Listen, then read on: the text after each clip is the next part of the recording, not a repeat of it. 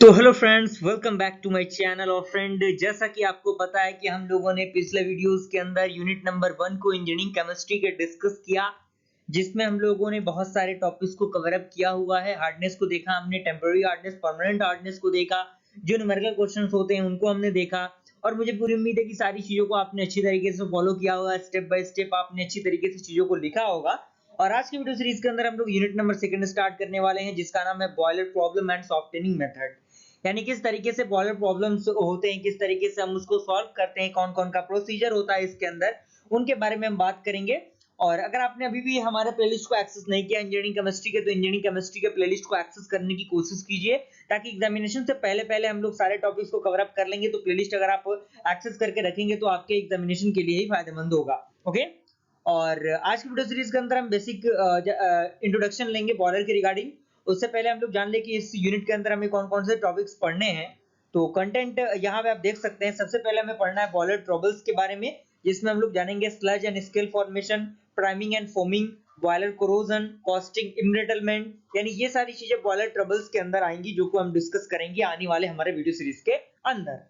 उसके बाद हम डिस्कस करेंगे सॉफ्टनिंग मेथड्स, जिसमें हम डिस्कस करेंगे लाइम सोडा प्रोसेस को, जियोलाइट प्रोसेस को, आयन एक्सचेंज प्रोसेस को and the related numericals discuss करेंगे। ये सारे जितने भी प्रोसेस आपके हैं उनके रिलेटेड जितने भी न्यूमेरिकल क्वेश्चंस होते हैं उनके हम लोग क्या करेंगे, क्वेश्चंस देखेंगे, उनको हम लोग प्रैक्टिस करेंगे।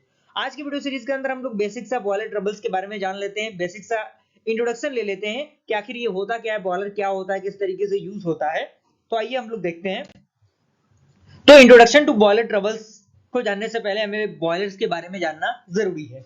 तो बॉयलर्स बेसिकली होते क्या हैं? तो इसमें कह रहा है कि boiler is a closed vessel in which the water update pressure in the transferred into the steam by the application of heat। यानी बॉयलर क्या होता है? एक प्रकार का क्लोज वैक्यूल होता है, जिसमें जो प्रेशर क्या होता है, प्रेशर उस वैक्यूल के अंदर बढ़ते जाता है, जिसकी वजह से जो स्टीम का ट्रांसफॉर्मेशन होता है वो होता है, और उसकी वजह से जो हीट होता है वो प्रोड्यूस होता है, वो जनरेट होता है। क्लियर? नाम से ही आपको पता लग रहा होगा कि कुछ बॉयलर यानी कुछ बॉयल वाली चीजें इसके अंदर आती होंगी। तो ये आपका डेफिनेशन, ये आपका बॉयलर के बारे में जो डिस्क्रिप्शन था वो हुआ।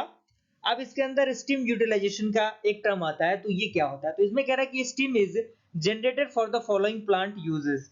यानी जो स्टीम होता है वो जनरेटर होता है, जितने भी हमारे प्लांट्स होते हैं उन प्लांट्स को एग्जीक्यूट करने के लिए, चलाने के लिए। वो कौन कौन से प्लांट्स हो सकते हैं? जिसमें सबसे पहला आपका है टरबाइन। यानी आपने देखा होगा कि जो भी बड़े बड़े टरबाइन्स होते हैं वो किसकी वजह से घूमते हैं? वो भाप की वजह से ही घूमते हैं, स्टीम की वजह से ही घूमते हैं। जो बॉयलर के अकॉर्डिंग जो चीजें जनरेट होती है, जो स्टीम जनरेट होता है, उसकी वजह से टरबाइन को घुमाया जाता है, और वो टरबाइन क्या करता है? हमें एक इलेक्ट्रिसिटी प्रोड्यूस करता है। क्लियर? यानी वही कह रहा है कि turbine drive for the electric generating equipment, blowers and pumps. Okay. And second आपका है heating and air conditioning for the equipment and comfort. यानी जो भी एयर कंडीशनिंग होता है, जो भी हीटिंग प्रोसेस होता है, उसके लिए स्टीम का यूज होता है। थर्ड आपका कह रहा है कि process for direct contact, sterilisation etcetera. यानी जो भी आपका डायरेक्ट कंटेक्ट, जो आपका स्टरलाइजेशन प्रोसेस होता है, उसके लिए स्टीम का हम यूज करते हैं। और भी बहुत सारी चीजें होती हैं जिनका यूज स्टीम के मदद से, जिनका यूज आसान हो पाता है। तो उनको हम लोग आने वाले वीडियो सीरीज के अंदर देखेंगे। बस आप इन चीजों को अच्छी तरीके से देखते चलिए, फॉलो करते चलिए। उसके बाद कुछ और पॉइंट्स हैं इनके अंदर। इसमें कह रहा है कि water is mainly used in boiler for the steam generation for industries and power houses. यानी जो आपको पता है कि वाटर जो है वो मेनली यूज किया जाता है बॉयलर के अंदर स्टीम को जनरेट करने के लिए, जो कहीं ना कहीं इंडस्ट्रीज और प्लांट्स के लिए बहुत ही ज्यादा फायदेमंद होती है, क्योंकि बिना वाटर के कोई भी स्टीम, कोई भी आपका पावर प्लांट नहीं चल सकता। ये बातें आपको ध्यान में रखनी जरूरी है, क्योंकि वाटर के बिना कहीं ना कहीं जितने भी काम है वो असंभव हो जाते हैं। चाहे वो हमारे मनुष्य के जीवन की बात हो या फिर कोई भी गतिविधि हो, वो वाटर से रिलेटेड होती है। कहीं ना कहीं वाटर का इन्वॉल्वमेंट उसके अंदर होता है। अगला आपका पॉइंट कह रहा है कि boiler requires the high quality of water for the efficient operation. यानी जो बॉयलर होता है वो हाई क्वालिटी वाटर की जरूरत होती है बॉयलर को, जो भी उनके ऑपरेशंस होते हैं उनको परफॉर्म करने के लिए।